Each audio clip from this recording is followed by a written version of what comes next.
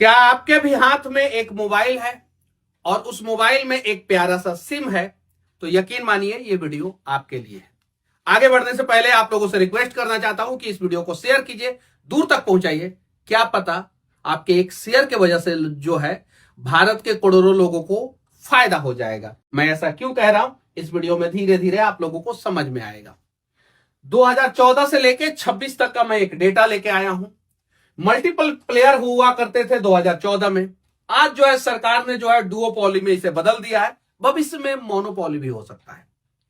अब multiple player का फायदा क्या होता था वो मैं आप लोगों को बताने जा रहा हूं। मल्टीपल प्लेयर का फायदा होता था कि मोबाइल नेटवर्क ऑपरेटर कंपनियां जो है बहुत प्रकार का जो है आप लोगों को सुविधाएं दिया करती थी और उन सुविधाओं में जो है आप लोगों को फायदा होता था।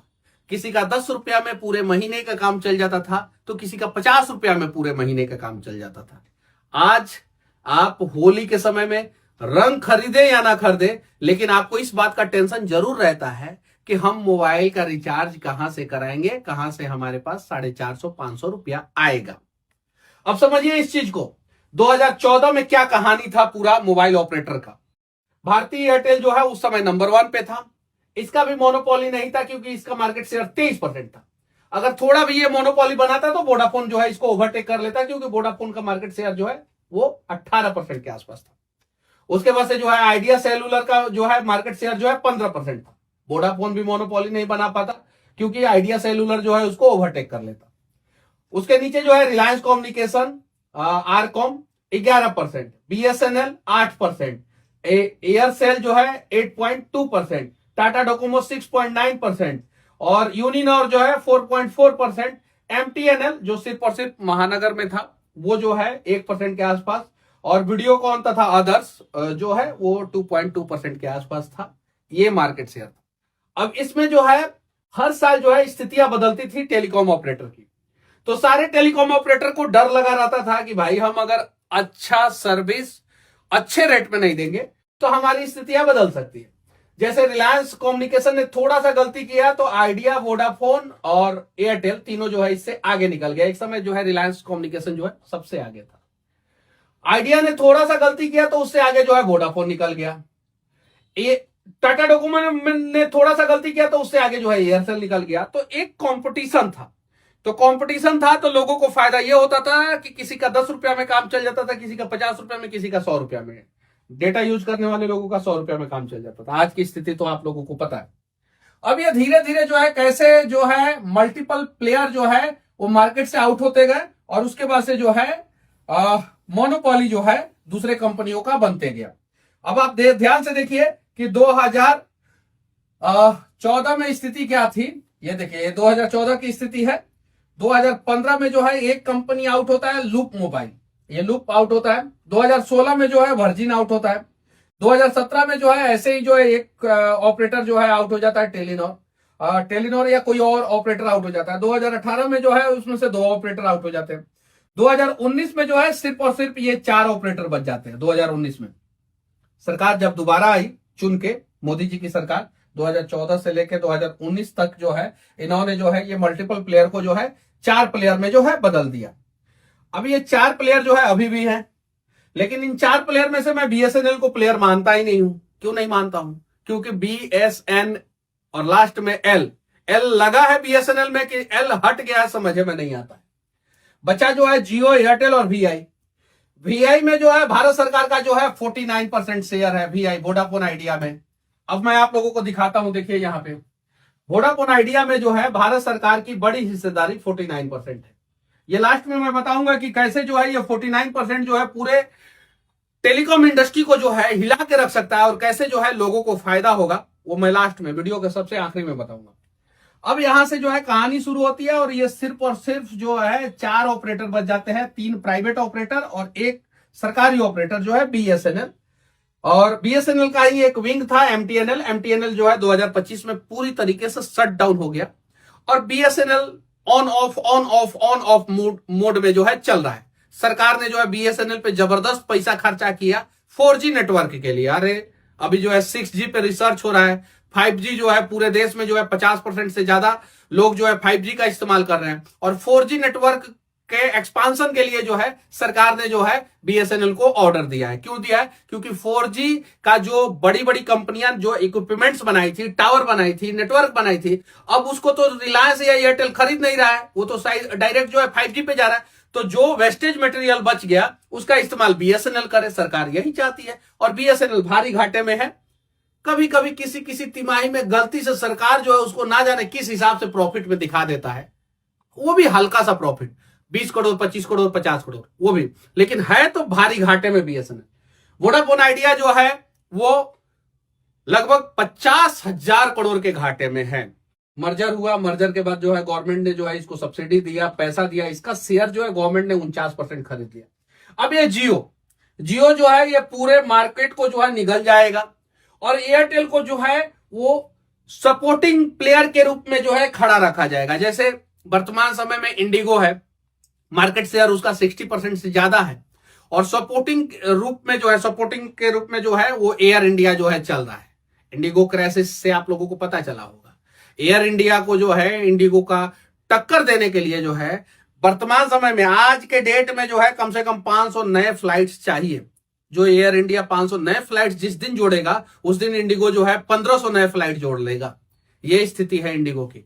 तो मल्टीपल प्लेयर होते हैं और मोनोपोली डुओपोली हो जाता है, तो उससे जो है कितना नुकसान होता है आप लोगों ने देख लिया है। अब ये जियो और एयरटेल दोनों एक दूसरे को फोन करते हैं, बात करते हैं और कहते हैं कि 10 रुपया अप एंड डाउन रखेंगे, अलग अलग प्रकार का रिचार्ज, कोई रिचार्ज तुम सस्ता रख लेना, कोई रिचार्ज हम सस्ता रखेंगे। और ये लोगों ने जो है रिचार्ज को जो है जो पहले फ्री में शुरू किया था 3G के सब 4G के समय में, अब जो है वही रिचार्ज जो है 400 रुपया से कम में हो नहीं रहा है। अब उसमें नेटफ्लिक्स का लेना है तो 450, नेटफ्लिक्स के साथ अमेजॉन को लेना है तो 500 रुपया, अमेजॉन नेटफ्लिक्स के साथ जियो हॉटस्टार को लेना है तो 600 रुपया।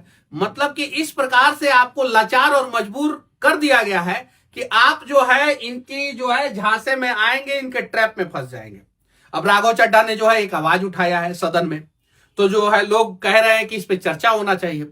जब आप जाके सर्च मारेंगे तो आपको पता चलेगा कि 2022 में मैंने भी जो है इसी सब चीजों के लिए आवाज उठाया था। जब YouTube पे जाके मनीष कश्यप बीएसएनएल सर्च मारेंगे तो अनेकों वीडियो खोलेंगे, अनेकों मतलब अनेकों।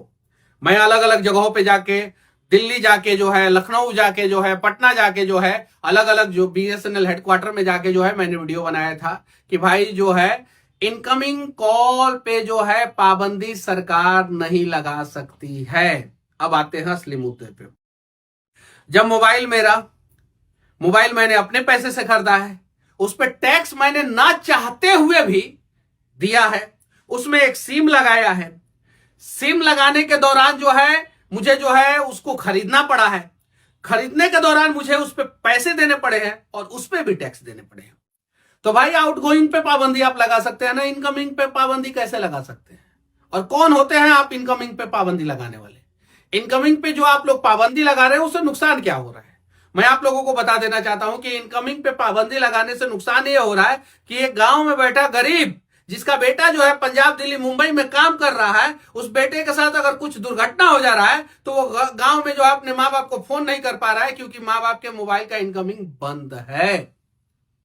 माँ बाप घर पे पड़े हैं, बुजुर्ग हो गए, बूढ़े हो गए हैं, उनकी तबीयत खराब है और उनके मोबाइल में रिचार्ज नहीं है, वो पड़ोसिया से मोबाइल लेते हैं और फोन करते हैं और बेटे के पास तो पता चलता है बेटा का जो है इनकमिंग जो है 2 दिन से बंद है। इधर माँ बाप का देहांत हो जाता है और बेटा जो है पंजाब में, दिल्ली में, मुंबई में कमा रहा होता है क्योंकि कुछ पैसा हो जाएगा तो पिताजी के इलाज के लिए जो है गांव में भेजेंगे। अब जरा सोचिए, इस इनकमिंग को बंद करने से जो है इस प्रकार का नुकसान हो रहा है। अब 1-2 दिन तो लोगों को समझ में नहीं आता है और 1-2 दिनों में जो है कितना बड़ा दुर्घटना हो जाता है ये सरकार को नहीं समझ में आता। एक नियम सरकार लगा दे कि अगर कोई भी जो है मोबाइल का इस्तेमाल करता है तो उसका आउटगोइंग बंद कर दिया जाएगा। जब टैरिफ खत्म हो जाएगा तो इनकमिंग 90 दिन तक चालू रहेगा और 90 दिन के अंदर अगर वो रिचार्ज नहीं कराता है तो जो है उसका इनकमिंग बंद किया जाएगा। एक समय आपके हाथ में मोबाइल हुआ करता था और आपके पास ऑप्शन हुआ करता था कि इनमें से किसी का जो है आप जो है ले सकते थे, किसी का भी, मतलब किसी का भी, जिसका मन किया। आपके पास 10 रुपया रहा, आज गए यूनिनॉर का सिम निकाल लिए, उसी में 1 महीना काम चल गया, फिर गए दोबारा फिर एक सिम निकाल लिए, फिर काम चल गया। 20 रुपया, 25 रुपया, 30 रुपये में तो सिम मिल जाता था। एक एयरटेल कंपनी आई थी, वो थोक का थोक सिम देती थी, 25 रुपया में सिम देती थी। लोगों का काम चल जाता था। 2026 में जो है लगभग 120 करोड़ लोग जो है मोबाइल यूज कर रहे हैं, यानी दुनिया में सबसे ज्यादा मोबाइल उपभोक्ता जो है वो भारत में है, सबसे ज्यादा पूरी दुनिया में। अब इसी का फायदा जो है ये मोनोपोली बना के जो है एयरटेल और जियो, तो इसमें था ही नहीं, जियो जो है अभी कर रहा है। अब इसका उपाय क्या है? ये जो बीएसएनएल जिसको बनाया गया था और लिखा गया था कनेक्टिंग इंडिया, यानी इंडिया को जो है कनेक्ट करेगा इंग्लिश में, और हिंदी में लिखा गया था कनेक्टिंग भारत। सुरक्षित, किफायती और विश्वसनीय। ना ये सुरक्षित रहा, ना ये किफायती रहा, ना ये विश्वसनीय रहा। क्यों? क्योंकि वर्तमान समय में सरकार ने जो है इसका एल लगा दिया है। ये देखिए, ये जो एल है ना, ये एल जो है, ये ध्यान से देखिए, बीएसएनएल का पूरी तरीके से एल लग चुका है। अब यहां पे देखिए बदलाव के कारण मैं आप लोगों को बता रहा हूं कि वर्तमान समय में डुओपोली मार्केट हो चुका है। 2014 से 26 के बीच में डुओपोली मार्केट हो चुका है, और मुख्य रूप से अब मार्केट में जो है एयरटेल और जियो है, इन्हीं के इर्द गिर्द जो है सारे लोग घूमते हैं, और लगभग इन दोनों कंपनियों का रेवेन्यू जो है 80% है। टोटल जो ग्राहक 5G इस्तेमाल कर रहे हैं उसमें से 95% कस्टमर जो है वो एयरटेल और जियो के पास है, यानी डेटा यूज करने वाले वो 5G पे शिफ्ट हो चुके हैं, और वो सारे कस्टमर जो है एयरटेल जियो के पास है।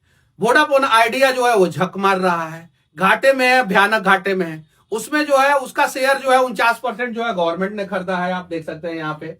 वोडाफोन आइडिया में अब भारत सरकार की बड़ी हिस्सेदारी 49% है, जो कंपनी को बंद होने से बचाने के लिए दी गई थी। 49% इक्विटी जो है भारत सरकार ने इसमें जो है खरीद लिया है, हिस्सेदारी हो गया भारत सरकार का। अब भारत सरकार के पास एक ऑप्शन है, एक तो स्पेक्ट्रम का अलॉट करे और नए प्लेयर्स को जो है मौका दे, वो चाहे पतंजलि हो, चाहे टाटा हो, चाहे अडानी हो, कोई भी हो, फर्क नहीं पड़ता। नए प्लेयर्स को मौका दे और मार्केट में एक नियम लगाए कि कम से कम जो है भारत में 6 से 7 जो है मोबाइल ऑपरेटर कंपनियां रहेगी मिनिमम, उससे कम जो है मोबाइल ऑपरेटर कंपनियां नहीं रहेगी। वोडाफोन आइडिया को जो है भारत संचार निगम लिमिटेड में मर्जर कर दिया जाए। इसमें तो 49% शेयर तो सरकार ने खरीद ही लिया है, इसमें 2% शेयर और खरीदना है, 51% हो जाएगा, मेजोरिटी शेयर सरकार का हो जाएगा। बीएसएनएल में मर्जर करे, बीएसएनएल वोडाफोन आइडिया तीनों जो है एक साथ हो जाए, और तीनों एक साथ होने के बाद जो है इनका मोबाइल नेटवर्क बढ़ जाएगा, और इसको जो है सही किया जाए, ईमानदारी पूर्वक इसको सही किया जाए, और इसको जो है बीएसएनएल को जो है ना, इसको जो है 5G के लिए पूरी तरीके से तैयार करके 6G के लिए जो है ना सबसे पहले टावर जो है, स्पेक्ट्रम जो है 6G का जो है बीएसएनएल को अलॉट किया जाए। और बीएसएनएल को जब 6G का स्पेक्ट्रम अलॉट हो जाए तो उसके 6 महीना बाद जो है प्राइवेट प्लेयर को जो है 6G का स्पेक्ट्रम अलॉट किया जाए। अगर लगता है कि आपको जो है सरकारी जो है कंपनियों को बंद ही करना है, तो बीएसएनएल को जो है एकदम अलग अलग कर दिया जाए और बीएसएन का एल लगा के जो है इसको बंद कर दिया जाए। वोडाफोन आइडिया में जो सरकार ने जो हिस्सेदारी करता है 49%, वो सरकार के पप्पा का पैसा थोड़ी है, जनता का पैसा लगा हुआ है। क्यों ये नुकसान में कंपनी है, क्यों जो है जनता के पैसा से जो है इसका जो है इसको जो है भरपाया किया जाए, इसको भी बंद कर दिया जाए। वोडाफोन आइडिया बंद, बीएसएनएल बंद, एयरटेल जियो बच गए, और नए जो है स्पेक्ट्रम में अलॉट किया जाए, जिसमें जो है 10 कंपनियों को जो है बिडिंग के लिए तैयार किया जाए, और 10 कंपनियों में से नए 4 कंपनियों को जो है स्पेक्ट्रम अलॉट कर दिया जाए। टोटल 2 बचे हुए हैं और 4 नए आ जाएंगे, 6 मोबाइल ऑपरेटर कंपनियां हो जाएगी, और नई जो मोबाइल ऑपरेटर कंपनियां आएगी वो ऑटोमेटिक जो है बेनिफिट देगी, नहीं तो यूजर जो है उसके नेटवर्क पे स्विच नहीं करेंगे। और जैसे ही नई मोबाइल ऑपरेटर कंपनियां जो है बेनिफिट देना शुरू कर देगी, यूजर स्विच करना शुरू कर देंगे, वैसे ही एयरटेल और जियो जो है धड़ाम से जो है अपना प्राइस जो है डाउन करेंगे। और जैसे ही प्राइस डाउन होगा, आपका जो है जेब जो है वो खाली उस हिसाब से नहीं होगा जिस हिसाब से आज हो रहा है, और जेब पे जो बोझ है, आपके जो है पॉकेट पे जो बोझ है वो कम हो जाएगा। यही तरीका है। अब सरकार से हाथ जोड़ के मैं विनती करना चाहता हूं कि नए स्पेक्ट्रम अलॉट करें, नए प्लेयर्स को जो है वो इन्वॉल्व करें, और साथ ही साथ जो है इनकमिंग जो है वो 90 दिन तक बंद ना हो, इसका प्रावधान करे सरकार, ताकि जो है गांव में बैठा एक गरीब जो है वो 400 रुपया उसके पास नहीं है तो परेशान ना हो और कम से कम उसका मोबाइल का इनकमिंग चालू रहे। सरकार से हाथ जोड़ के विनती है। इसलिए मैं कहना चाहता हूं कि जब मोबाइल मेरा, सिम मेरा, पैसा मैंने खर्च किया तो मेरा इनकमिंग बंद नहीं होना चाहिए। बाकी ये वीडियो अच्छा लगे तो मैं आप लोगों से कहना चाहता हूं, दबा के शेयर कीजिए, दूर तक पहुंचाइए, ताकि जो है सरकार की आंखें खुले या सरकार पे दबाव पड़े और इस दबाव के कारण जो है सरकार जो है कुछ जनहित फैसला लेते हुए जो है भारत के जो है मोबाइल उपभोक्ताओं के लिए जो है कुछ किफायती कदम उठाएं। जय हिंद।